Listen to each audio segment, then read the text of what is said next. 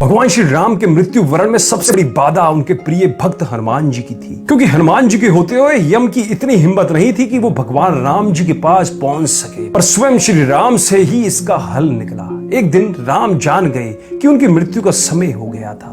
वे जानते थे कि जो जन्म लेता है उसे मरना पड़ता है। यम को मुझ तक आने दो, मेरे लिए वैंकुट, मेरे स्वर्गार्गिक धाम जाने का समय आ गया है, उन्होंने कहा। लेकिन मृत्यु के देवता यम अयोध्या में घुसने से डरते हैं, क्योंकि उनको राम के परम भक्त और उनके महल के मुख्य प्रहरी हनुमान जी से भय लगता है।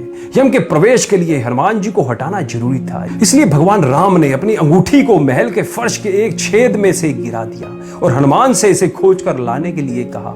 हनुमान जी ने स्वयं का स्वरूप छोटा करते हुए बिल्कुल भंवरे जैसा आकार बना लिया और केवल उस अंगूठी को ढूंढने के लिए छेद में प्रवेश कर गए। वह छेद केवल छेद नहीं था, बल्कि एक सुरंग का रास्ता था जो सांपों के नगर नागलोक तक जाता था। हनुमान जी नागों के राजा वासुकी से मिले, अपने आने का कारण बताया। वासुकी जी हनुमान जी को नागलोक के मध्य में ले गए, जहां अंगूठियों का पहाड़ जैसा ढेर लगा हुआ था। यहां आपको भगवान राम की अंगूठी अवश्य ही मिल जाएगी, वासुकी ने कहा।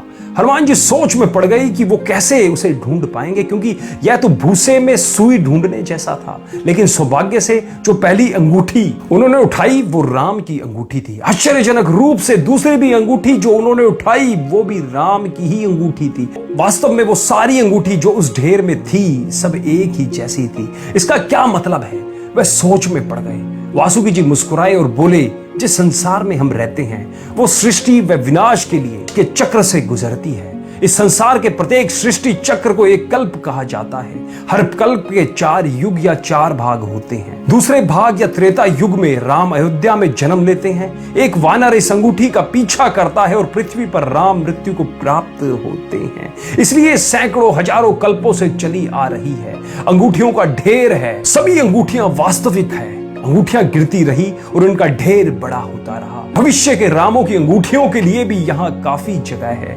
हनुमान जी जान गए कि उनका नागलोक में प्रवेश और अंगूठियों के पर्वत से साक्षात कोई आकस्मिक घटना नहीं थी। यह राम भगवान का उनको समझाने का मार्ग था कि मृत्यु को आने से रोका नहीं जा सकेगा। भगवान राम मृत्यु को प्राप्त होंगे, संसार समाप्त होगा, लेकिन हमेशा की तरह संसार पुनः बनता है और राम भी पुनः जन्म लेंगे। पता है, एक बार कमेंट में जरूर लिखें, भगवान श्री राम की जय, भगवान श्री हनुमान की जय, माता जानकी सीता देवी की जय। दोस्तों, यदि आप ये video Praveen Jain Kochar YouTube channel पर देख रहे हैं तो चैनल को सब्सक्राइब कर बेल आइकन जरूर दबाएं और फेसबुक पे देखने वाले मित्र पेज को लाइक कर सी फर्स्ट जरूर करें।